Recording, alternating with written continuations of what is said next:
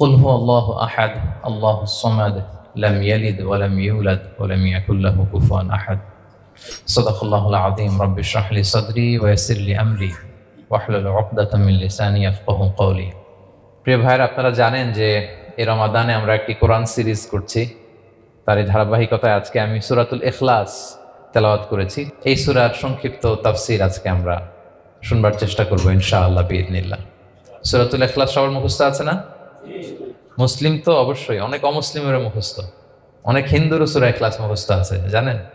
অনেক হিন্দু ভাইরা একই পাড়ায় একই সাথে সমাজে থাকার কারণে তারা সূরা ফাতিহা, ইখলাস এরকম দু চারটা দোয়া কালাম সূরা এদেরও মুখস্থ থাকে। সূরাতুল ইখলাস এমন একটা সূরা যেটা অনেক অমুসলিম ভাইদেরও মুখস্থ থাকে। খুব ছোট্ট সূরা। স্রষ্টার পরিচয় যে এত সহজ ভাষায় মাত্র 4টি বাক্যে দিয়ে দেয়া যায় তার জলজন্ত প্রমাণ হচ্ছে এই সূরাতুল ইখলাস। মাত্র 4টি আয়াত। কয়টি? 4টি আয়াত দিয়ে আল্লাহ তাআলা স্রষ্টার পরিচয় খুবই চমৎকার ভাবে প্রিসাইজলি তিনি তুলে ধরেছেন। কোরআনের অনেক জায়গায় আল্লাহ তাআলা নিজের পরিচয় দিয়েছেন। যেমন সূরা বাকারার 255 নম্বর আয়াতে, মানে আয়াতুল কুরসির মধ্যে আল্লাহ তাআলা নিজের পরিচয় তুলে ধরেছেন। একটি আয়াত, 9টি বাক্য বিশিষ্ট একটি আয়াত, সেখানে আল্লাহ তাআলার পরিচয় খুব চমৎকার ভাবে পাওয়া যায়। আয়াতুল কুরসি, এটা আপনাদের মুখস্থ আছে না? আয়াতুল কুরসি ফরজ সালাতের পরে এটা পড়বেন। আল্লাহর হাবিব সাল্লাল্লাহু আলাইহি ওয়াসাল্লাম ফরজ সালাতের পরে এটা পড়তেন। তিনি বলতেন, মান কারা আয়াতুল কুরসি দুবুরা কুল্লি সালাতিন মাকতুবাতিন লাম ইয়ামনাহু মিন দুখুলিল জান্নাতি ইল্লাল মাউত। ফরজ সালাতের পরে যে আয়াতুল কুরসি তেলাওয়াত করবে তার জান্নাতে যাওয়ার ক্ষেত্রে আর কোনো বাধা থাকে না, মৃত্যু ছাড়া। মৃত্যুটাই বাধা, মরলেই জান্নাতি। আয়াতুল কুরসির ভেতরে আল্লাহ তাআলা ওনার পরিচয় তুলে ধরেছেন খুব সংক্ষিপ্তভাবে এক আয়াতে আল্লাহর পরিচয়। তারপর সূরা হাশরের শেষ 3 আয়াতে আল্লাহ তাআলা নিজের খুব চমৎকার পরিচয় তুলে ধরেছেন। তারপরে এই সূরা ইখলাসের মধ্যে আল্লাহ তাআলা আরো সংক্ষিপ্ত পরিসরে ভেরি প্রিসাইজলি মাত্র ছোট্ট ছোট্ট 4টা আয়াতে নিজের পরিচয় তুলে ধরেছেন।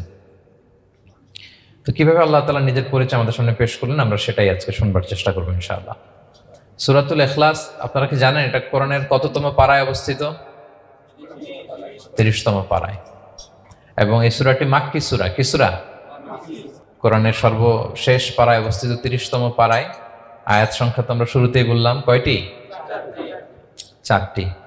এই সূরাটি কোরআনের যে সূরার ধারাক্রম, সে ধারাক্রম অনুসারে 112 নম্বর সূরা। কত নম্বর? 112 নম্বর সূরা। এই সূরাটা মক্কাতুল মুকাররমাতে নাজিল হওয়ার কিছু প্রেক্ষাপট আছে। প্রেক্ষাপটগুলো হচ্ছে, আরবরা বংশকে খুব গুরুত্ব দেয়, বংশ প্রিজার্ভ করা, লিনিয়েজকে প্রিজার্ভ করা। এবং তারা মানুষকে দেখে, শুধু মানুষ তো না, মানুষের পায়ের ছাপ দেখে বলে দিতে পারতো তার বাবাকে, তার বাবাকে, পর দাদাকে, 14 পুরুষের নাম বলে দিতে পারতো।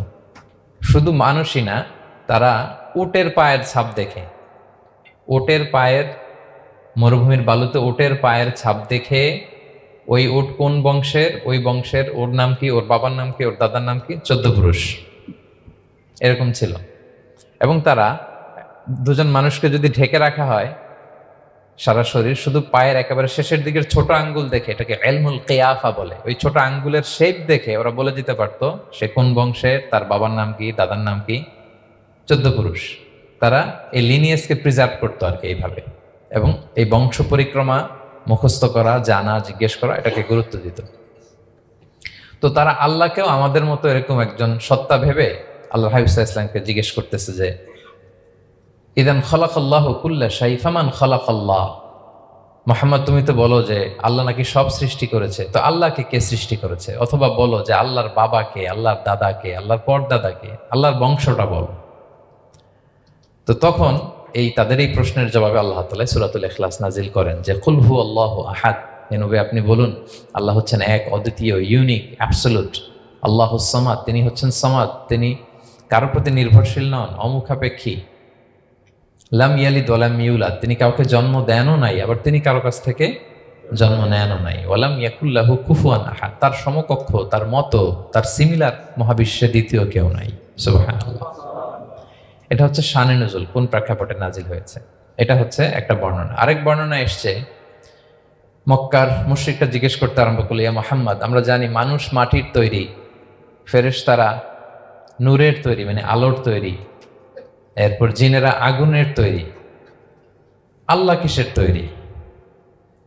আল্লাহ তাআলার বাইয়িন লানা জিনসা রাব্বিক, তোমার আল্লাহর জিন্স বর্ণনা করো। সে কোত্থেকে আসছে, কি দিয়ে, কোন জিন্স থেকে, মানে কোন জিনিস থেকে তৈরি। তখন আল্লাহ তাআলা এই সূরাটা নাজিল করলেন, কুল হুয়াল্লাহু আহাদ আল্লাহুস সামাদ লাম ইয়ালিদ ওয়া লাম ইউলাদ ওয়া লাম ইয়াকুল লাহু কুফুয়ান আহাদ। এইভাবে অনেকগুলো বর্ণনা পাওয়া যায় যে এরকম এরকম প্রেক্ষাপটে যখন রাসূল সাল্লাল্লাহু আলাইহি ওয়াসাল্লামকে তারা এই সমস্ত প্রশ্ন জিজ্ঞেস করে, তখন তাদের প্রশ্নের জবাব স্বরূপ আল্লাহ তাআলা 4 আয়াত বিশিষ্ট এই সূরাটি নাজিল করেন। তাহলে সূরার কোন প্রেক্ষাপটে, কোন সিচুয়েশনে সূরাটা নাজিল হলো, এটা সবার কাছে ক্লিয়ার না এখন? এই সূরার কিছু ফজিলত পাওয়া যায়। আপনারা তো সূরার নাম শুনেছেন সূরাতুল ইখলাস। ইখলাস শব্দের অর্থ হচ্ছে সিনসিয়ারিটি, আন্তরিকতা বা একনিষ্ঠতা। যেহেতু এই সূরায় একনিষ্ঠতার সাথে আল্লাহর তাওহীদের ঘোষণা দেওয়া হয়, এজন্য এই সূরার নাম হচ্ছে সূরাতুল ইখলাস। আবার এই সূরাকে সূরাতুত তাওহীদও বলে, যেহেতু আল্লাহর একত্ববাদের ঘোষণা এই সূরায় দেওয়া হচ্ছে, ওয়াননেস অফ গড। আবার এই সূরার একটা নাম হচ্ছে সূরাতুল মারিফা, যেহেতু এই সূরা মারিফা মানে জানা বা চেনা। যেহেতু এই সূরা পড়ার মধ্য দিয়ে আল্লাহর পরিচয় জানা যায়, আল্লাহকে চেনা যায়, এজন্য সূরার নাম সূরাতুল মারিফা। আচ্ছা, এই সূরার অনেক ফজিলত আছে, অনেক ফজিলত। আমরা কয়েকটা ফজিলত আপনাদের সামনে শেয়ার করবো ইনশাআল্লাহ। এই সূরার 1 নম্বর ফজিলত হচ্ছে রাসূল সাল্লাল্লাহু আলাইহি ওয়াসাল্লাম বিভিন্ন সুন্নাহ নামাজে, সুন্নত নামাজের দ্বিতীয় রাকাতে এই সূরাটা পড়তেন। যেমন ফজরের 2 রাকাত সুন্নত আছে না, ফজরের 2 রাকাত সুন্নতের দ্বিতীয় রাকাতে রাসূল সাল্লাল্লাহু আলাইহি ওয়াসাল্লাম এটা পড়তেন। প্রথম রাকাতে সূরা কাফিরুন, দ্বিতীয় রাকাতে সূরা ইখলাস এটা পড়তেন। মাগরিবের নামাজের যে সুন্নাত, সেই সুন্নাতেরও দ্বিতীয় রাকাতে আল্লাহর হাবিব সাল্লাল্লাহু আলাইহি ওয়াসাল্লাম এই সূরাটা পড়তেন। তাওয়াফ করার পরে 2 রাকাত নামাজ পড়তে হয়, জানেন? ওই 2 রাকাত নামাজে রাসূল সাল্লাল্লাহু আলাইহি ওয়াসাল্লাম প্রথম রাকাতে সূরাতুল কাফিরুন, দ্বিতীয় রাকাতে সূরাতুল ইখলাস পড়তেন। বিতিরের সালাতের শেষ রাকাতে আল্লাহর হাবিব সাল্লাল্লাহু আলাইহি ওয়াসাল্লাম সূরাতুল ইখলাস পড়তেন। এই মর্মে অনেকগুলো হাসান হাদিস আছে। তাহলে কখন কখন সূরাতুল ইখলাস পড়তেন রাসূল সাল্লাল্লাহু আলাইহি ওয়াসাল্লাম, কোন নামাজে? ক্লিয়ার না? ফজরের 2 রাকাত সুন্নত নামাজের শেষের রাকাতে, মাগরিবের 2 রাকাত সুন্নত নামাজের শেষের রাকাতে, তাওয়াফের পরে যে 2 রাকাত পড়তে হয় শেষের রাকাতে, বিতিরের সালাতের শেষ রাকাতে। এই সূরাটাকে আল্লাহর হাবিব সাল্লাল্লাহু আলাইহি ওয়াসাল্লাম সুলুসুল কোরআন বলেছেন, 1/3 অফ দ্য কিতাব, কোরআনের 3 ভাগের 1 ভাগ। সূরাতুল ইখলাস তা'দিলু সুলুসাল কোরআন, সূরা ইখলাস হচ্ছে কোরআনের 3 ভাগের 1 ভাগ। তার মানে আপনি যদি একবার সূরা ইখলাস পড়েন, কয় পারা তেলাওয়াতের সওয়াব? 2 বার পড়লে, 3 বার পড়লে, 3 বার পড়লে 1 খতম কোরআনের সওয়াব। আলহামদুলিল্লাহ। কেউ কেউ বলেন যেহেতু আল্লাহর একত্ববাদের কথাবার্তা কোরআনে 1/3 মানে 1/3 জুড়ে আছে, সেহেতু সূরাতুল ইখলাস সুলুসুল কোরআন মানে হচ্ছে যে কোরআনের 3 ভাগের 1 ভাগে আল্লাহ যা নিয়ে কথা বলেছে সূরাতুল ইখলাসের ভিতরেই সেটা সংক্ষেপে চলে আসছে। এজন্য এটাকে বলা হয় 1/3 অফ দ্য বুক, কোরআনের 3 ভাগের 1 ভাগ। এটার আরেকটা, এই হাদিসটা মুতাওয়াতির হাদিস, সূরাতুল ইখলাস তা'দিলু সুলুসাল কোরআন, এটা এমন সংখ্যক, বেশি বেশি সংখ্যক সাহাবী প্রতিটি জেনারেশনে বর্ণনা করেছে, সাহাবী, তাবি, এই হাদিসের ব্যাপারে কোনো ডাউট তৈরি হয় না, কোনো সাসপিশন তৈরি হয় না, খুবই ভ্যালিড এই হাদিসটা, যেটা কোরআনের 3 ভাগের 1 ভাগ। আচ্ছা, আল্লাহর হাবিব সাল্লাল্লাহু আলাইহি ওয়াসাল্লাম আরেকটা হাদিসে এসছে, এক সাহাবীকে কোবা পল্লীতে ইমাম করে পাঠিয়েছেন। মদিনা মসজিদে নববীর পাশে একটা মসজিদ আছে, মসজিদে কোবা, সেই মসজিদের ইমাম করে এক সাহাবীকে পাঠিয়েছেন। ওই সাহাবীর একটা অভ্যেস ছিল, উনি প্রত্যেক রাকাতে সূরা ফাতিহার পরেই আগে সূরা ইখলাস পড়তেন। ধরেন প্রথম রাকাতে সূরা ফাতিহার পরে ইখলাস, এরপর একটা সূরা পড়তেন। দ্বিতীয় রাকাতে সূরা ফাতিহার পরে আবার সূরা ইখলাস, এরপর একটা সূরা পড়তেন। ধরেন যে জুমার নামাজ 2 রাকাত, উনি ফাতিহার পরে প্রথমে কোন সূরাটা পড়ে নিতেন, এরপরে অন্য যে কোনো একটা সূরা। দ্বিতীয় রাকাতে সূরা ফাতিহার পরে কোন সূরাটা প্রথমে পড়ে নিতেন? ইখলাসের। এইটাই ওনার স্বভাব। প্রত্যেক নামাজে যদি কোনো ইমাম সাহেব শুধু সূরা ইখলাস পড়ে, একটু খারাপ লাগবে না আমাদের? ওনার মুসল্লিদেরও তাই লেগেছে। ওনারা জিজ্ঞেস করলেন, তুমি এটা কেন করো? এরকম না করে স্বাভাবিকভাবে পড়ো। তো উনি বললেন, না, আমি এইভাবেই পড়বো, আমি যেভাবে পড়তেছি এইভাবেই পড়বো, পড়লে পড়ো, না হলে তোমাদের হিসাব তোমাদের। তো তারা যে রাসূল সাল্লাল্লাহু আলাইহি ওয়াসাল্লামের কাছে বিচার দিল যে, ইয়া রাসূলুল্লাহ, দেখেন একজন ইমাম আপনি আমাদের জন্য নির্ধারণ করেছেন, উনি প্রত্যেক রাকাতে সূরা ইখলাস পড়ে, ইন এভরি সিঙ্গেল রাকা সূরা ইখলাস পড়ে। তো রাসূল সাল্লাল্লাহু আলাইহি ওয়াসাল্লাম তাকে ডাকলেন, ডেকে বললেন, ঘটনা কি? তুমি নাকি এরকম করো, প্রত্যেক রাকাতে ফাতিহার পরে আগে ইখলাস দিয়ে শুরু করো, কেন? কেন করো? সে বলতেছে, ইয়া রাসূলুল্লাহ, হ্যাঁ আমি আসলে এমনটা করে, কারণ আমি এই সূরাটাকে বড্ড ভালোবাসি। কারণ ফিহি সিফাতুর রহমান, এই সূরার ভেতরে আল্লাহর পরিচয় মেলে, আল্লাহর পরিচয় পাওয়া যায়, যেন সূরাটাকে আমি বড্ড ভালোবাসি। রাসূল সাল্লাল্লাহু আলাইহি ওয়াসাল্লাম বললেন, ঠিক আছে, তোমার অভ্যাসের পরিবর্তন করার দরকার নাই। হুব্বুকা ইয়াহা ইউদখিলুকাল জান্নাহ, এই সূরার প্রতি তোমার এই ভালোবাসাই তোমাকে জান্নাতে প্রবেশ করাবে। আরেক বর্ণনায় এসছে, তুমি যেমনি আল্লাহর পরিচয় থাকার কারণে সূরাটাকে ভালোবাসো, আল্লাহ জানিয়েছেন যেন তোমাকে জানাই আল্লাহও তোমাকে ভালোবাসে। ফিহি সিফাতুর রহমান, এই সূরার ভেতরে রহমানের পরিচয় পাওয়া যায়, আল্লাহ সুবহানাহু ওয়া তাআলার পরিচয় পাওয়া যায়। তো এই জন্য উনি প্রত্যেক রাকাতে সূরা ইখলাস পড়তেন। আরেকটা হাসান পর্যায়ের হাদিসে পাওয়া যায়, নবম হিজরিতে আল্লাহর হাবিব সাল্লাল্লাহু আলাইহি ওয়াসাল্লাম তাবুক যুদ্ধে অংশগ্রহণ করেছিলেন। আপনারা তাবুক যুদ্ধের নাম শুনেছেন? হ্যাঁ, নিশ্চয়ই শুনেছেন, যারা ইসলামের ইতিহাস, ইসলামের বায়োগ্রাফি নিয়ে পড়াশোনা করেছেন। তাবুক হচ্ছে অনেক দূরে মদিনা থেকে, খুব কষ্টের সফর ছিল। তখন খেজুর পেকে সবার ঘরে খেজুর, পাকা খেজুর উঠাতে হবে, আবার প্রচণ্ড গরম, আবার সফরের দূরত্ব অনেক বেশি। এই সফরে মূলত কোনো যুদ্ধ সংগঠিত হয়, তাবুক যুদ্ধে কোনো যুদ্ধ হয় নাই। কয়েক সপ্তাহ লাগছে যেতে, কয়েক সপ্তাহ ফিরতে, এতটুকুই। জাস্ট কে পাক্কা ইমানদার আর কারা মুনাফেক, হিপোক্রিট, এটাকে ক্লিয়ার করার জন্য আল্লাহ তাআলা এই যুদ্ধের আহ্বান জানিয়েছেন যে যাও, অ্যাটাক করো, তাবুকে যাও। বিশাল বাহিনী, প্রায় বিশাল একটা বাহিনী যে তাবুকে চলে গেল। রাসূল সাল্লাল্লাহু আলাইহি ওয়াসাল্লাম যখন তাবুক যুদ্ধে ছিলেন, এই অভিযানে ছিলেন, তখন মদিনায় এক সাহাবী ইন্তেকাল করেন, নাম হচ্ছে মুআবিয়া ইবনে মুআবিয়া আল মুজহানি। তো উনি ইন্তেকাল যখন করলেন, রাসূল সাল্লাল্লাহু আলাইহি ওয়াসাল্লাম তো এত দূর থেকে এটা জানতেন না। জিবরাইল ইসলাম এসে বললেন, ইয়া রাসূলুল্লাহ, মদিনাতে আপনার সাহাবী মুআবিয়া ইন্তেকাল করেছে। মুআবিয়া ইবনে আবি সুফিয়ান একজন সাহাবী আছে, উনি নয়, মুআবিয়া ইবনে মুআবিয়া আল মুজহানি। তখন বললেন, ইয়া রাসূলুল্লাহ, আপনি এই 30,000 সাহাবী নিয়ে এখানেই মরুভূমির মধ্যেই তার গায়েবানা জানাজা পড়েন, আমরাও আছি আপনার সাথে, আমরাও শরীক হব। রাসূল সাল্লাল্লাহু আলাইহি ওয়াসাল্লাম এত দূরে তাবুক থেকেই মুআবিয়া ইবনে মুআবিয়া আল মুজহানি রাদিয়াল্লাহু তাআলা আনহুর গায়েবানা জানাজায় শরীক হলেন। এই গায়েবানা জানাজায় সাহাবাদের সাথে ফেরেশতারাও শরীক হয়েছিলেন, দুই কাতারে, পেছনে দুই কাতার, প্রতি কাতারে 70,000 ফেরেশতা। জানাজা শেষে, দোয়া শেষে আল্লাহর হাবিব সাল্লাল্লাহু আলাইহি ওয়াসাল্লাম বললেন যে, জিবরিল, ঘটনা কি? মুআবিয়ার এত স্ট্যাটাস, এত মর্যাদা, কি কারণে তুমি দুই কাতারে 70,000 হলে 1,40,000 বিশাল ফেরেশতাদের বহন নিয়ে তুমি জানাজায় জয়েন করলে, কারণ কি? কি তার মর্তবা? জিবরাইল ইসলাম বললেন, ইয়া রাসূলুল্লাহ, আপনার সাহাবী মুআবিয়ার বৈশিষ্ট্য ছিল তিনি কাইমান আও কাঈদান, দাঁড়িয়ে অথবা বসে, মাশিয়ান আও রাকিবান, আরোহণ অবস্থায় অথবা চলন্ত অবস্থায়, উঠতে বসতে চলতে ফিরতে সবসময় সে পড়তে থাকতো কুল হুয়াল্লাহু আহাদ আল্লাহুস সামাদ লাম ইয়ালিদ ওয়া লাম ইউলাদ ওয়া লাম ইয়াকুল লাহু কুফুয়ান আহাদ। এই সূরাটা ছিল তার ডেইলি ওজিফা, সবসময় উঠতে বসতে চলতে ফিরতে কোন সূরা পড়তো? সূরা ইখলাস পড়তো। এজন্য আল্লাহ তাআলার আদেশে আমরা 1,40,000 ফেরেশতা নিয়ে তার জানাজায় শরীক হয়েছি। সুবহানাল্লাহি ওয়া বিহামদিহি।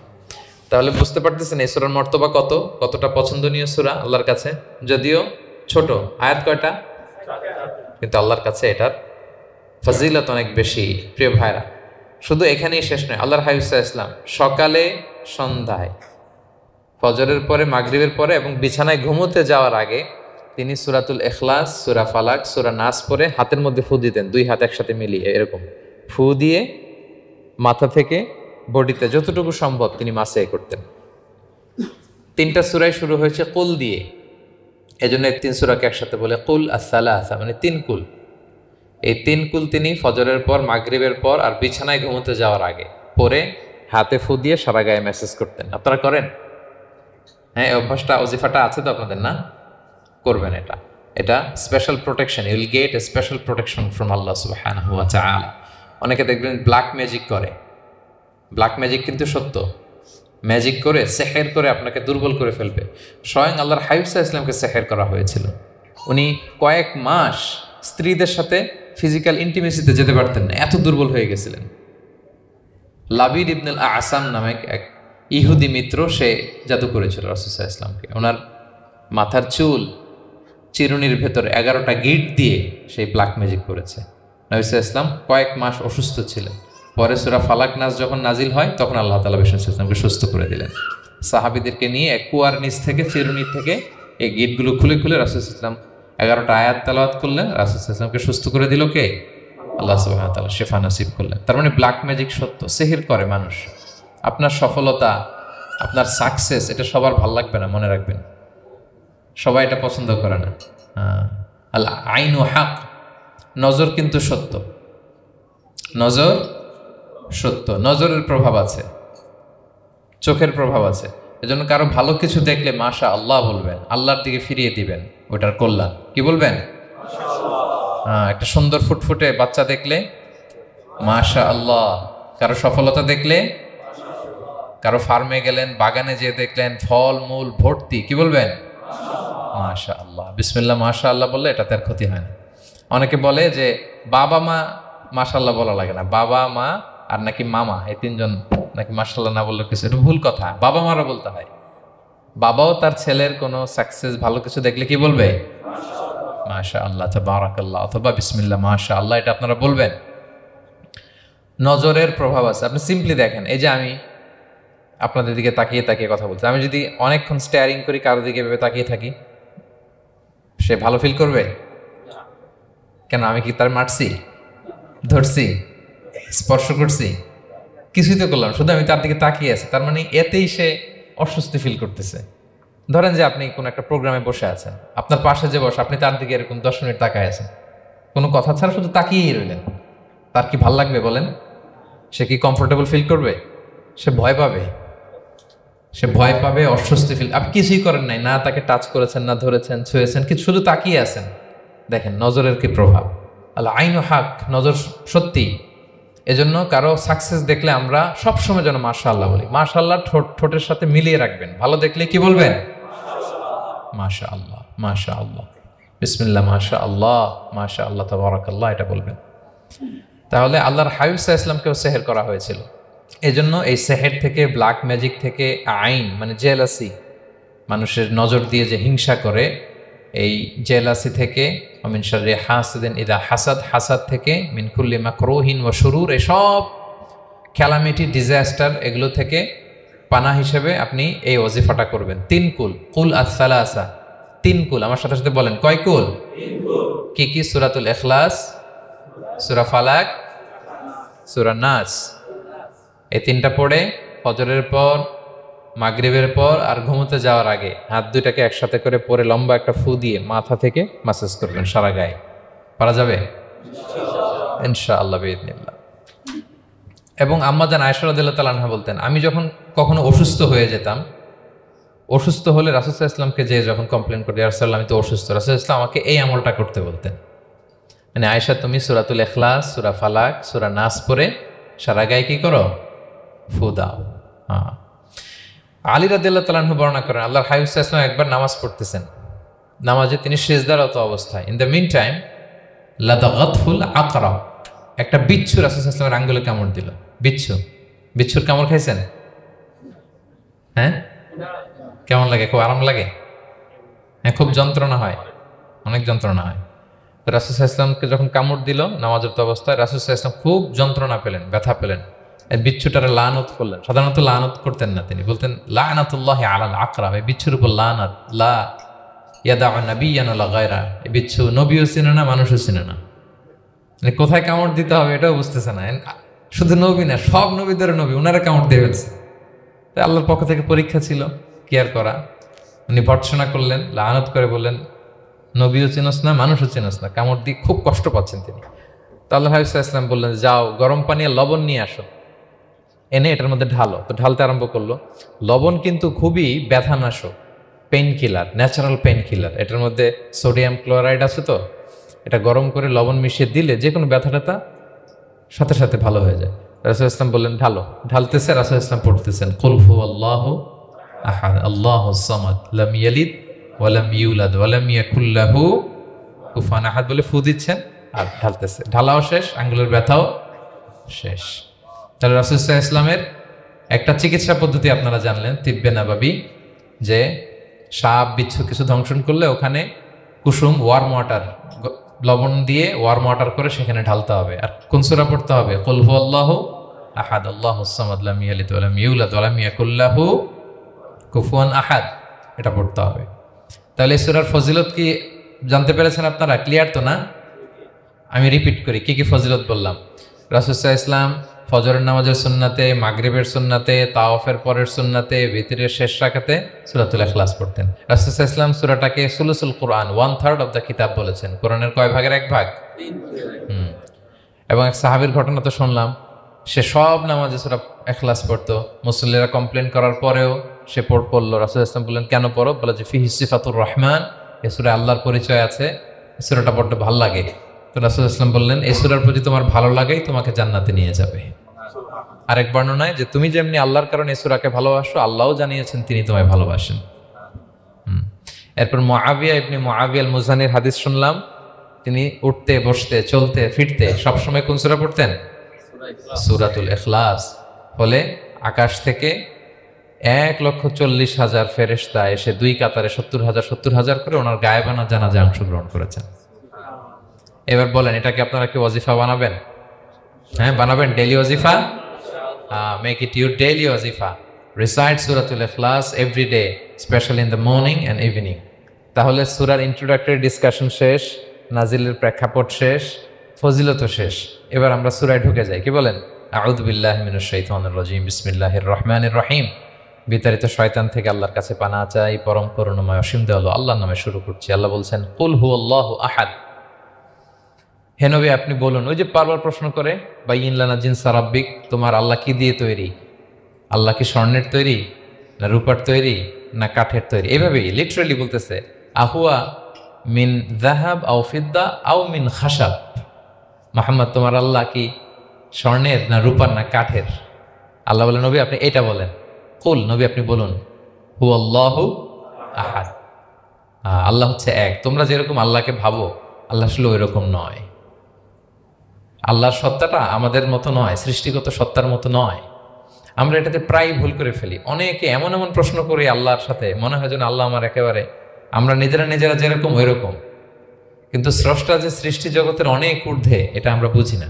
তিনি সময়ের ঊর্ধ্বে, তিনি স্থানের ঊর্ধ্বে, তিনি কালের ঊর্ধ্বে, সব কিছুর ঊর্ধ্বে। যেমন আমাদের 3টা কাল আছে, হ্যাঁ, অতীত, তারপর বর্তমান, যেটাকে ধরা যায় না, প্রতি সেকেন্ডে, ন্যানো সেকেন্ডে এটা অতীত হয়ে যাচ্ছে। আর যেটা সামনে ঘটবে এটা কি? ফিউচার, ভবিষ্যৎ। তা আল্লাহরও কি এরকম অতীত, বর্তমান, ভবিষ্যৎ আছে? সময়টা আমাদের জন্য, উনি তো সময়ের স্রষ্টা, ওনার সাথে আপনি সময় সেট করতে পারবেন না, উনি সময়ের ঊর্ধ্বে। ফলে উনি এই ইবলিস যে আদেশ ভঙ্গ করা, আদম আলাইসাল্লাম এবং হাওয়া আলাইসাল্লাম পৃথিবীতে আসা, নূহ, দাউদ, হুদ, সালেহ থেকে শুরু করে এই একের পর এক নবী, শেষ নবী, বর্তমান সময়, ভবিষ্যৎ, দাজ্জাল, কিয়ামত, সব তিনি অ্যাট এ গ্ল্যান্সে দেখেন, একবারে ওনার চোখের সামনে। আমাদের মতো অতীত, বর্তমান, ভবিষ্যৎ ওনার নাই। আমরা যেমনি ভাব প্রকাশের জন্য ভাষা লাগে, এই যে আমি বাংলায় কথা বলতেছি, আপনারা বুঝতেছেন, হ্যাঁ, মালাইরা যারা মালাইতে কথা বলে, ইংলিশরা ইংরেজিতে কথা, চাইনিজে কথা বলে, ভাষা, উনি ভাষার স্রষ্টা, ফলে ওনার ভাষাও লাগে না। কিন্তু উনি বোঝানোর জন্য একটা ভাষা ইউজ করে আমাদের জন্য সহজ করে দিয়েছেন। একটা ভাষায় না বললে তো আমরা বুঝবো না, ফলে উনি আরবি ভাষায় কোরআনটাকে নাজিল করেছেন যাতে আমরা বুঝি। কিন্তু উনি ভাষার মুখাপেক্ষী না, ওনাকে সময়, কাল, ভাষা কোনো কিছু দিয়ে বাধা যায় না, উনি সব কিছুর ঊর্ধ্বে, সব কিছুর ঊর্ধ্বে। এবং আল্লাহ কোথায় আছেন? আমরা বলি যে আরশের উপরে আছেন। সেখানে ওই এরিয়াটা হচ্ছে লা জামান লা মাকান, ওখানে সময়, তারপর কাল, এগুলো ওখানে যায় না। আল্লাহর সাথে প্রশ্নগুলো একেবারেই অবান্তর। ফলে আমরা যে প্রশ্নগুলো হুট করে না বোঝার কারণে করে ফেলি, যেহেতু আমাদের খুব সীমিত জ্ঞান, ফলে আমরা সৃষ্টির সাথে স্রষ্টাকে গুলিয়ে ফেলি। কিন্তু উনি কিন্তু আমাদের মতো নন। এজন্য আল্লাহ বলেন যে আমাকে জিজ্ঞেস করে যে আমি লোহার তৈরি, না স্বর্ণের তৈরি, না রূপার তৈরি, নাকি পাথরের তৈরি বা কাঠের তৈরি, তুমি বলো, কুল হুয়াল্লাহু আহাদ। হে নবী আপনি বলুন, আমি হচ্ছি এক, একক, অদ্বিতীয়। আরবিতে এক বলতে আরবিতে ওয়াহেদ শব্দ ব্যবহার করে, আহাদ ব্যবহার করা হয় না। ব্যক্তির গুণ হিসেবে কখনো আহাদ ব্যবহার করা হয় না। এটা কেবলমাত্র শুধুমাত্র একমাত্র আল্লাহ তাআলার জন্য ব্যবহার করা হয়, তিনি আহাদ। আহাদ কারণ ওয়াহেদ শব্দের ওয়াহেদাতুন হয়, মানে পুরুষবাচক হয়, স্ত্রীবাচক হয়, কিন্তু আহাদের আর কিছু হয় না, আহাদ আহাদি। আল্লাহ শব্দটাই এরকম, আল্লাহ শব্দটাই এরকম। যেমন ঈশ্বরের ঈশ্বরী হয়, ভগবানের ভগবতী হয়, গডের গডেস হয়। আল্লাহর এরকম স্ত্রীবাচক কিছু আছে? কিছু নাই। আল্লাহ বলেন ইন্নানি আনাল্লাহু লা ইলাহা ইল্লা আনা ফা'বুদনি ওয়া আকিমিস সালাতা লিযিকরি। নিশ্চয় আমি আল্লাহ। মুসা আলাইহিস সালামকে প্রথম যে প্রত্যাদেশ রেভেলেশন দিয়েছিলেন মুকাদ্দাসে তুয়ার পাশে, তুর পাহাড়ের পাদদেশে, ওখানে প্রথম মুসা আলাইহিস সালাম আল্লাহর সাউন্ড তখন তিনি শুনেছিলেন। এবং আল্লাহর সাউন্ডটাও আমাদের সাউন্ডের মতো নয়। যেমন আমি এদিক থেকে কথা বললে আপনি এই পাশ থেকে শুনবেন, এদিক থেকে কথা বললে এদিক থেকে আমাকে ডাক দিলে এদিকে, তার মানে আমি দিকের সাথে সম্পৃক্ত। আল্লাহর এটা এরকম না। মুসা আলাইহিস সালাম তিনি যখন আল্লাহর কথা শুনলেন তিনি বললেন যে একটা সাউন্ড শুনলাম, এটা চারদিক থেকে শোনা যায়, চারদিক থেকে শোনা যায়। এবং তিনি ওনার প্রেগনেন্ট স্ত্রীকে নিয়ে মাদিয়ান ক্রস করে ইজিপ্টের বর্ডারে ঢুকবেন। ইন দ্য মিন টাইম আল্লাহ তাআলা ওই সময়টাকে চুজ করেছেন যে তাকে এখন নবী বানাবো, তাকে রেভেলেশন দেব। তো তিনি দেখলেন যে ইন্নী আনাস্তু নারান, আমি ওই যে লাআল্লি আতিকুম মিনহা বিকাবাসিন আও আজিদু আলান নারি হুদা, স্ত্রীকে দাসীকে বললেন যে একটু বসো, প্রচন্ড ঠান্ডা, ওই যে আগুন দেখা যায়, মনে হয় কেউ আগুন পোহাচ্ছে, আমি একটু আগুন নিয়ে আসি মশাল দিয়ে, তোমাদের আরাম লাগবে, একটু ওয়ার্ম আপ হবে। তো আগুনের কাছে যেয়ে দেখে সামনে যত যায় আগুন তত পেছায়। এবং আগুনটা সাধারণ আগুন না, একটা গাছ থেকে আগুন বেরোচ্ছে, কিন্তু ওই গাছের পাতা জ্বলে না, ডাল জ্বলে না, কিছুই হয় না। আসলে এটা আগুন না, এটা আল্লাহর নূর।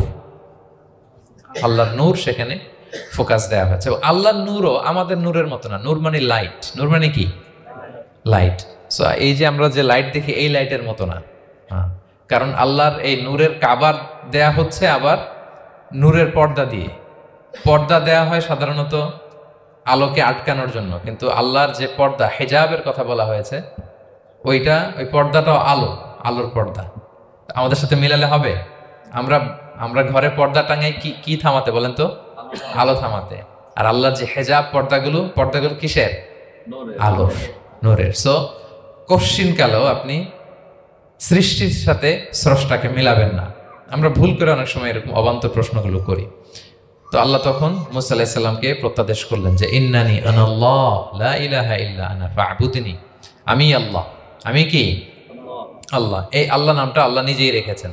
আমাদের নাম রাখে আমাদের বাবা দাদা, আল্লাহর তো বাবা দাদা কেউ নাই। আল্লাহর নাম কে রেখেছে? আল্লাহ নিজেই রেখেছেন। ফা'বুদনি, আমার ইবাদত করো, ওয়া আকিমিস সালাতা লিযিকরি। তাহলে এখানে প্রথম আয়াতেই শিরকের উপর কুঠারাঘাত করা হয়েছে, শিরকি আকীদাকে লন্ডভন্ড করে দেওয়া হয়েছে এবং বোঝানো হয়েছে আল্লাহ হচ্ছেন এক, অদ্বিতীয়, একক। কারণ আমরা যত ইবাদত করি এর মধ্যে যদি শিরকের স্পর্শ থাকে আমাদের ইবাদত ভ্যানিশ হয়ে যাবে, এটার কোনো দাম নাই। লা ইন আশরাকতা লা ইয়াহবাতান্না আমালুক ওয়া লা তাকুনান্না মিনাল খাসিরিন। আল্লাহ বলেন যদি শিরক করো তাহলে তোমার সব আমল বাতিল হয়ে যাবে, তোমার রোজা, নামাজ, হজ, যাকাত, জিকির কিছু থাকবে না। এজন্য শিরক যাতে কখনো আমাদের না হয়, শিরকের সাথে যেন আমাদের সম্পর্ক না থাকে। ইন্নাল্লাহা লা ইয়াগফিরু আইয়ুশরাকা বিহি ওয়া ইয়াগফিরু মা দুনা যালিকা লিমান ইয়াশা। আল্লাহ সব মাফ করেন কিন্তু শিরকের গুনাহ মাফ করেন না। কি মাফ করে না? হ্যাঁ, এজন্য শিরকের সাথে আমাদের কোনো সম্পর্ক নাই। দেখেন আমরা যখন নামাজে দাঁড়াই, আমরা তাকবীরে তাহরিমা বাঁধার পরে কি পড়ি? ওয়াজ্জাহতু ওয়াজহিয়া লিল্লাযী ফাতারাস সামাওয়াতি ওয়াল আরদা হানিফা ওয়া মা আনা মিনাল মুশরিকিন। দেখেন নামাজে দাঁড়ালে আগে ক্লিয়ার করে নিতে হয় যে আল্লাহ ওয়া মা আনা মিনাল। এই যে লক্ষ লক্ষ হাজী সাহেবরা যায় ইজহার রেদা পরে, ওখানে কি পড়ে? লাব্বাইক আল্লাহুম্মা লাব্বাইক লাব্বাইক লা, আগে হিসাব ক্লিয়ার যে আল্লাহ শিরকের সাথে ছিটেফোঁটা সম্পর্ক আমাদের নাই। হ্যাঁ, আমরা একনিষ্ঠভাবে তোমার ইবাদত করি। তাহলে সূরাতুল ইখলাস বেসিক্যালি তাওহীদের একনিষ্ঠ ঘোষণার নাম, যেটার প্রথম আয়াত আল্লাহ তাআলা নবীকে বললেন যে হে নবী আপনি আমার পরিচয় দিয়ে দেন, আপনি বলুন কুল হুয়াল্লাহু আহাদ, আমি এক, একক, অদ্বিতীয়। কুল হুয়াল্লাহ, নবী আপনি বলুন তিনি হচ্ছেন আল্লাহ এবং তিনি হচ্ছেন আহাদ। আল্লাহ নামটার অনেকভাবে কোরআনে পরিচয় দিয়েছেন। আল্লাহ আলিফ লাম, লাম আলিফ ছাড়া, লিল্লাহ দিয়ে, লাম ছাড়া, লাহু দিয়ে, আপনি যেভাবেই বলবেন সেভাবে আল্লাহর পরিচয় পাওয়া যায়। লিল্লাহি মা ফিস সামাওয়াতি ওয়া মা ফিল আরদ, কোরআনের অনেক আয়াতে এসেছে। লাম বাদ দিয়ে দিলে লাহুল মুলকু ওয়া লাহুল হামদু হুয়া আলা কুল্লি শাইইন কাদির। লাম বাদ দিয়ে দিলে হা দিয়ে আল্লাহর পরিচয় দিয়েছেন, হুয়া দিয়ে পরিচয় দিয়েছেন, হুয়াল্লাহুল্লাযী লা ইলাহা ইল্লা হু। তাহলে যেভাবে আপনি পরিচয় খুঁজতে যাবেন সেখানে আল্লাহর পরিচয় পাওয়া যাবে। আল্লাহ তাআলা বলছেন হুয়াল আউয়ালু ওয়াল আখিরু ওয়াল যাহিরু ওয়াল বাতিন ওয়া হুয়া বিকুল্লি শাইইন আলিম। তিনি প্রথম, তিনি শেষ, তিনি প্রকাশ্য, তিনি গোপন। তিনি প্রথম মানে কি? তিনি সূচনাহীন অতীত থেকে আছেন। দেখেন আমাদের সাথে মিলে না। আমাদের অতীতের একটা সূচনা থাকে, কি বলেন, আমার জন্মের একটা স্টার্টিং পয়েন্ট আছে না, যে এখান থেকে আমার অস্তিত্ব শুরু, এত সালে আমি, এত সালে আপনি। তার মানে আমাদের একটা স্টার্টিং আছে তো নাকি? আল্লাহ স্টার্টিং কবে থেকে বলেন? কবে থেকে? যে এই সময় থেকে উনি আল্লাহ। বলেন nobody knows, কারণ হুয়াল আউয়াল, এই আউয়াল মানে এমন শুরু, সূচনাহীন শুরু, এমন শুরু যেটার কোনো কি নাই, সূচনা নাই। আবার সীমাহীন ভবিষ্যৎ পর্যন্ত তিনি থাকবেন। কতদিন তার রাজত্ব, ক্ষমতা, সভরেন্টি, পাওয়ার থাকবে? কতদিন বলেন? সীমাহীন, এটার কোনো শেষ নাই। হুয়াল আউয়াল ওয়াল আখির ওয়াল যাহির ওয়াল বাতিন। এবং সব কিছু ধ্বংস হবে তিনি ছাড়া। কুল্লু মান আলাইহা ফান ওয়া ইয়াবকা ওয়াজহু রাব্বিকা যুল জালালি ওয়াল ইকরাম। সব শেষ হবে, উনি অবিনশ্বর, শাশ্বত, চিরঞ্জীব। তাই বলে উনি আমাদের থেকে দূরে নন, খুব কাছে। আমরা ডাকলেই তিনি ডাকে সাড়া দেন। আমাদের সবকিছু তিনি দেখেন, অবজার্ভ করেন, মনিটর করেন। ওয়া নাহনু আকরাবু ইলাইহি মিন হাবলিল ওয়ারিদ। আমাদের এখানে একটা রগ থাকে, এই রগেরও কাছে, তার মানে খুব কাছে, খুব কাছে। আমরা তাকে না দেখলেও তিনি আমাদের দেখেন। লা তুদরিকুহুল আবসার ওয়া হুয়া ইউদরিকুল আবসার ওয়া হুয়াল লাতীফুল খবীর। কোনো চোখ তাকে দেখে না, কোনো দৃষ্টি তাকে আয়ত্ত করতে পারে না, কিন্তু সকল দৃষ্টিকে তিনি আয়ত্তে রাখেন। সুবহানাল্লাহ। এভাবে আল্লাহ তাআলা খুব প্রিসাইজলি 4টা আয়াত দিয়ে নিজের পরিচয় দিয়েছেন। কুল হুয়াল্লাহু আহাদ। হে নবী, আপনি বলুন তিনি আল্লাহ, তিনি অদ্বিতীয়। বাংলারও অনেক সীমাবদ্ধতার ফলে আমাকে এক, একক এগুলো ইউজ করা লাগতেছে, কিন্তু আল্লাহর আহাদ বোঝাতে যে এক, একক, এটা যথেষ্ট না। এটা আমার লিমিটেশন, আমাদের লিমিটেশন, ভাষার লিমিটেশন। কিছু দিয়ে তো আমার অডিয়েন্সকে বা আমাদের বুঝতে হবে দ্য এসেন্স অফ গড। এজন্য আমরা বলি এক, একক, অদ্বিতীয়। অদ্বিতীয়টা খুব অনেকটাই পারফেক্ট।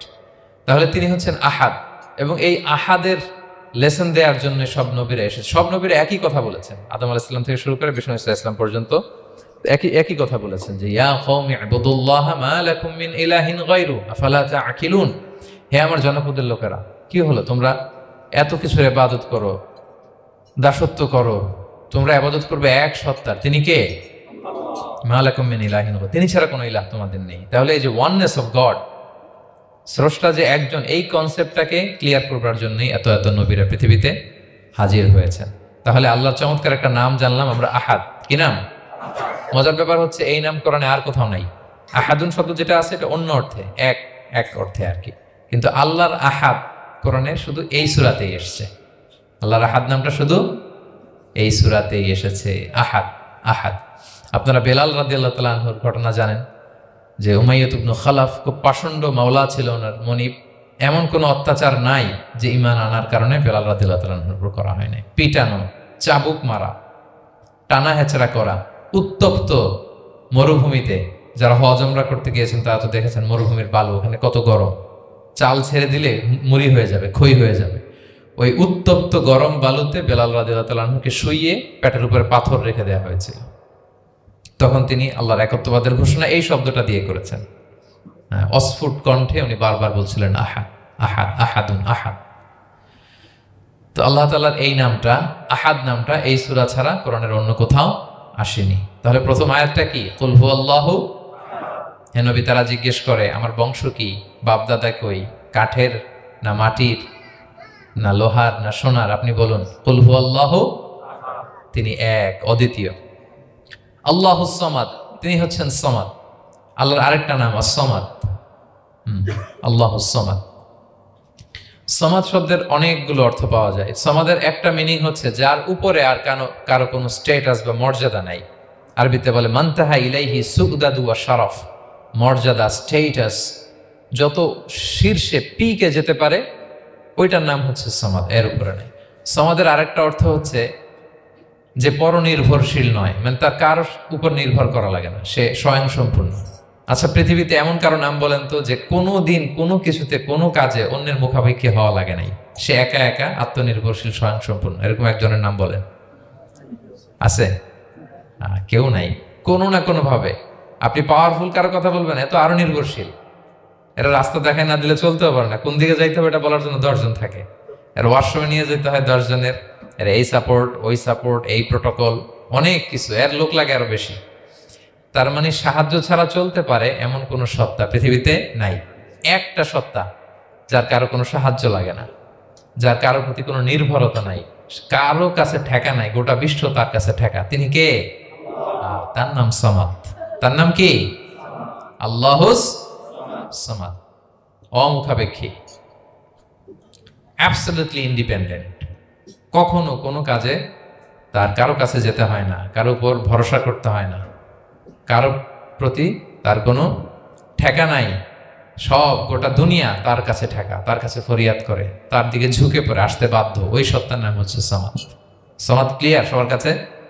আল্লাহ তাআলা বলছেন, ইয়া আইয়ুহান নাসু আনতুমুল ফুকারাউ ইলাল্লাহ ওয়াল্লাহু হুয়াল গনিয়ুল হামিদ। ওহে মানুষেরা, তোমরা হচ্ছে ফকির। ফকির বিমানা মুফতাকির ইলাল্লাহ, মানে মুখাপেক্ষী। কার দিকে? ফুকারা ইলাল্লাহ ওয়াল্লাহু হুয়াল গনিয়ুল হামিদ। কিন্তু আল্লাহ কার প্রতি মুখাপেক্ষী নন। গানি, তিনি প্রাচুর্যশীল, হামিদ, সপ্রশংসিত। সবাই তার কাছে ফরিয়াদ করে, তিনি কারো কাছে ফরিয়াদ, সবাই তার কাছে চায়, তিনি কারো কাছে চাওয়া লাগে না, সবাই তার কাছে মুখাপেক্ষী, তিনি কারো প্রতি মুখাপেক্ষী।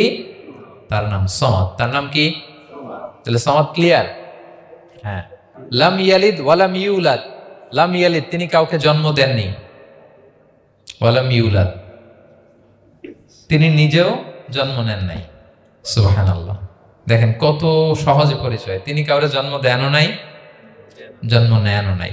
সুবহানাল্লাহ। আমাদের ধর্ম যে কত সুন্দর, এক আল্লাহর দিকে আমাদেরকে রেফার করা হয়েছে। অন্যান্য ধর্মের দিকে দেখেন কি আজীব কথা। খ্রিস্ট ধর্মে বলে আদম আলাইহিস সালাম পাপ করছে, ওই পাপের কারণে আমরা সবাই নাকি পাপী, জন্মাইলেই নাকি পাপী। ইসলাম বলে আমরা জন্মগ্রহণ করি মাসুম অবস্থায়, নিষ্পাপ। কিন্তু খ্রিস্টানরা কি বলে? আমরা পাপ নিয়ে জন্মাই, ফলে খোদার ছেলের দুনিয়াতে আসা লাগছে, এসে সবার পাপ নিজের কাঁধে নিয়ে শুলে চড়ছে, এরপরে খোদার সাথে যে বসে আছে। এটা হচ্ছে খ্রিস্ট ধর্মের কথা। অন্যান্য অনেক ধর্মে দেখেন ল্যাংটা বাবার কাছে যে মাথা নোয়াতে হয়।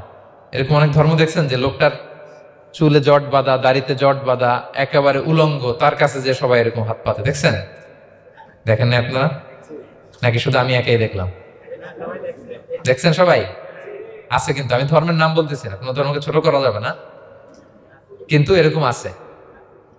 তো দেখেন কি সমস্ত অদ্ভুত নিয়ম কানুন। আগুন নিয়ে ওইখানে দৌড়াইতে হয়, করতে হয়, কিন্তু আমাদের এক সত্তার কাছে আমরা চাই। কোনো ভায়া লাগে না, মিডিয়েটর লাগে না, মধ্যস্থতাকারী লাগে না। আল্লাহ বলে ডাকার সাথে সাথে তিনি ডাকে সাড়া দেন। লাম ইয়ালিদ ওয়া লাম ইয়াকুল লাহু, জন্ম দেনও নাই, জন্ম নেনও নাই। মুশরিকরা বলতো আল মালাইকাতু বানাতুল্লাহ, তারা বলতো ফেরেশতারা নাকি আল্লাহর মেয়ে। নাউযুবিল্লাহ। ওয়া ক্বালাতিল ইয়াহুদু উযাইরুন ইবনুল্লাহ, ইহুদিরা বলতো উযাইর আলাইহিস সালাম আল্লাহর ছেলে। ওয়া ক্বালাতিন নাসারা আল মাসীহ ইবনুল্লাহ, আর খ্রিস্টানরা বলে ঈসা মাসীহ, ঈসা আলাইহিস সালাম উনি নাকি আল্লাহর ছেলে। নাউযুবিল্লাহ। আল্লাহ সবগুলো ভ্রান্ত ধারণার কবর রচনা করেছেন এই আয়াত দিয়ে। লাম ইয়ালিদ ওয়া লাম ইউলাদ, না না, এগুলো ভুল। ক্লিয়ার কাট শুনে রাখো, কান খাড়া করে জেনে রাখো। লাম ইয়ালিদ ওয়া লাম ইউলাদ, তিনি কাউকে জন্ম দেনও নাই, তিনি কারো কাছ থেকে জন্ম নেনও নাই। ইমাম আবু বকর আল বাকিল্লানি একজন বড়, অনেক বড় একজন দার্শনিক ছিলেন এবং তর্কবাগীশ ছিলেন, ইরাকের। নাম শুনেছেন কেউ? আবু বকর আল বাকিল্লানি।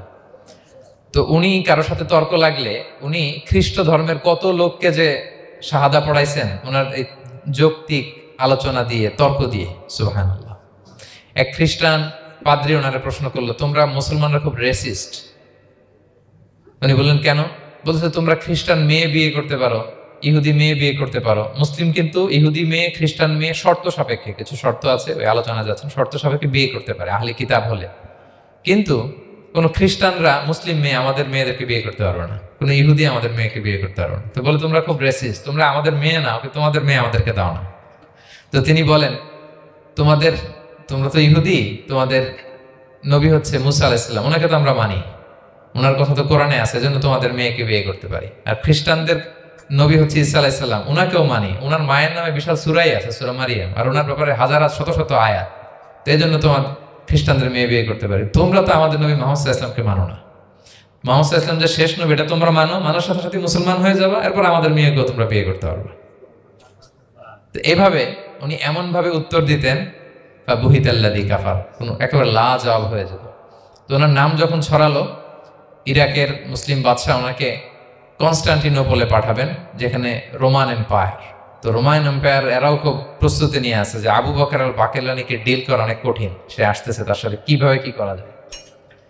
তো আপনারা জানেন যে খ্রিস্ট সমাজের নিয়ম হচ্ছে রাজার দরবারে ঢুকতে গেলে কুর্নিশ করে ঢোকা লাগে। কি করে? মাথা নত করে, এরকম নিচের দিকে করে রূপুর মতো করে এরপরে ঢোকা লাগে। তো এখন তারা প্ল্যান করতেছে যে আবু বকর বাকেল্লানি তো জীবনে আমার কুর্নিশ করবে না, এটা তো আমার জন্য অপমান হয়ে যাবে, কি করা যায় কি করা যায়। তো রাজার এক বড় উজির সে প্ল্যান করলো, একটা কাজ করেন, রাজ দরবারে তাকে যখন ঢোকানো হবে তার জন্য একটা স্পেশাল গেট বানানো হবে। দরজাটা ফুল হবে না, হাফ হবে, অর্ধেক। তো অর্ধেক দরজা দিয়ে যখন সে ঢুকবে সে তো বাধ্য মাথা নিচু করে ঢুকতে হবে, তাহলে রুকু হয়ে গেল, কুর্নিশ আপনাদের দেওয়া হয়ে গেল। বলে এই তো চমৎকার বুদ্ধি, ঠিক আছে একটা ছোট্ট দরজা বানাও। তো বানাইছে। উনি যখন কনস্টান্টিনোপলে পৌঁছলেন, অনেকে নিয়ে আসালো রাজদরবার, বলতেছে এটা দিয়ে ঢুকতে হবে আমাদের, সবার ঢুকেন। তো সবাই এরকম মাথা নিচু করে ঢুকছে। উনি দেখেই বুঝছে এটা তো কৌশল করছে আমার সাথে। তো উনি মাথা নিচু করছেন, কিন্তু এমনি না, উল্টা হয়ে উনি মাথাটা পিছনে দিয়ে, বুঝতে পারছেন, উনি অ্যাবাউট টার্ন হয়ে ঢুকতে তো হবে, পিঠটারে রাজার দিকে দিয়ে, নিতম্বটাকে রাজার দিকে দিয়ে, তারপরে উনি রুকু দিছে, উল্টা রুকু। তো এক হিসেবে কুর্নিশ মানে, বরং আরো রাজাকে কি হয়েছে, ইনসাল্ট করা হয়েছে। রাজা তো রেগে মেগে আগুন। সবাই রাজা বলছে জানতাম এরকম কিছু একটা করবে। মানে এমন ভাবে উনি বুদ্ধি বের করে ওনাকে, ওনার সাথে আর পারা যায়। কেন ওনার কথা আনলাম এই জন্য, সেখানে যেও উনি পুরো রাজ দরবারকে তাক লাগিয়ে দিলেন এইভাবে। উনি দেখেন যে কনস্টান্টিনোপলের রোমান এম্পায়ারের পাশে পোপ বসা। পোপ চেনেন তো, মানে তৎকালীন খ্রিস্টান সবচেয়ে বড় পাদ্রী। তিনি যে বলতেছে কাইফা হালুক ইয়া কাহানাতুল মা'বাদ ও কাইফাল আহল ও কাইফাল আওলাদ, যে বলতেছে আরে সম্মানিত পোপ আপনি কেমন আছেন, আপনার বউ কেমন আছে, আপনার সন্তান কেমন আছে। এই কথা শুনে রাজা রেগে মেগে আগুন। এই আবু বকর বাকেল্লানি এত বড় সাহস, তুমি জানো না উনি পোপ? পোপদের বিয়ে করা নিষেধ, তারা এত পবিত্র, তাদের স্ত্রী হয় না, তাদের সন্তান হয় না। একজন পবিত্র সত্তার সন্তান থাকে কি করে, স্ত্রী থাকে কি করে, তারা আমাদের পোপ। তা আবু বকর আল বাকিল্লানি বলে, আপনাদের পোপের যদি স্ত্রী থাকলে ইজ্জত চলে যায়, সন্তান থাকলে সম্মান ক্ষুণ্ণ হয়, তাহলে আপনারা ঈসা আলাইহিস সালামকে আল্লাহর সন্তান কি করে বানান, মেরিকে আল্লাহর স্ত্রী কি করে বানান। সুবহানাল্লাহ বিহামদিহি। আল্লাহর সাথে আপনারা বউ সেট করতে পারেন, আল্লাহর সন্তান সাব্যস্ত করতে পারেন, কিন্তু আপনার পোপকে জিজ্ঞেস করলাম আপনার স্ত্রী কেমন আছে, আপনার বউ কেমন আছে, আপনার রেগে মেগে আগুন। এই কথা শুনে ওদিকে যারা আছে সব শাহাদা পড়ে মুসলমান হয়ে গেছে। এরকম অনেক লোক ওনার বুদ্ধিমত্তা দেখে শাহাদা পড়ে মুসলমান হয়ে গিয়েছে। এজন্য আল্লাহ তাআলা এই যে শিরকি আকীদার উপর কুঠারাঘাত করে তিনি বললেন লাম ইয়ালিদ ওয়া লাম ইউলাদ, তিনি জন্ম দেনও নাই, জন্ম নেনও নাই। ওয়া লাম ইয়াকুল লাহু কুফুয়ান আহাদ। এই কুফু শব্দটা আল্লাহর জন্য যে ব্যবহার হয়েছে কোরআনে আর কোথাও নাই। এক হচ্ছে আহাদ, আর এই কুফু আর কোথাও নাই। আল্লাহ বলেন ওয়া লাম ইয়াকুল লাহু কুফুয়ান আহাদ, তার সমকক্ষ কেউ নাই। আল্লাহর মতো similar, nothing is similar to him, equivalent to him. আল্লাহর মতো সিমিলার কিচ্ছু নাই। তাহলে আল্লাহ কার মতো? আল্লাহর মতো। আল্লাহ কার মতো? আল্লাহর মতো। অন্য আয়াতে আল্লাহ তাআলা বলছেন লাইসা কামিসলিহি শাই, তার মতো কেউ নাই, তিনি তার মতো। তাহলে আল্লাহ কার মতো? আল্লাহর মতো। ওয়ালাম ইয়াকুল লাহু কুফুয়ান আহাদ, তার মতো কেউ নাই, তিনি তার মতো। তাহলে এই চার আয়াতে আল্লাহর পরিচয় পাইছেন আপনারা। তিনি এক, অদ্বিতীয়, তিনি অমুখাপেক্ষী, কারো কাছে হাত পাততে হয় না, সব হাত পেতে থাকে তার দরবারে। তিনি জন্ম দেনও নাই, জন্ম নেনও নাই, তার মতো কেউ নাই। তো তাহলে আল্লাহর মতো কেউ নাই। আল্লাহ কার মতো? আল্লাহর মতো। তাহলে সূরাতুল ইখলাস ক্লিয়ার হয়েছে সবার। আল্লাহ নিজের পরিচয় দিলেন, তিনি এক, অদ্বিতীয়, তার কাছে চাইতে হয়। আমরা ফরিয়াদ করব কার কাছে? বিপদে আপদে, যে কোনো বিপদে ক্রাইসিসে পড়লেই কি করবেন? কার কাছে শেয়ার করবেন? নাকি ফেসবুকে শেয়ার করবেন? আমরা বিপদে পড়লে কোথায় শেয়ার দিয়ে দিই? প্রথমেই আমাদের শেয়ার দেওয়ার জায়গা কই? কিন্তু আসলে শেয়ার করতে হবে কার কাছে? প্রথমে আল্লাহর কাছে বলুন। তিনি আপনাকে বিপদ মুক্ত করতে পারেন, তিনি আপনাকে শান্ত করতে পারেন, আপনার অস্থিরতা দূর করতে পারেন, তিনি কেবল আপনাকে সফলতা দিতে পারেন, আর কেউ পারে না।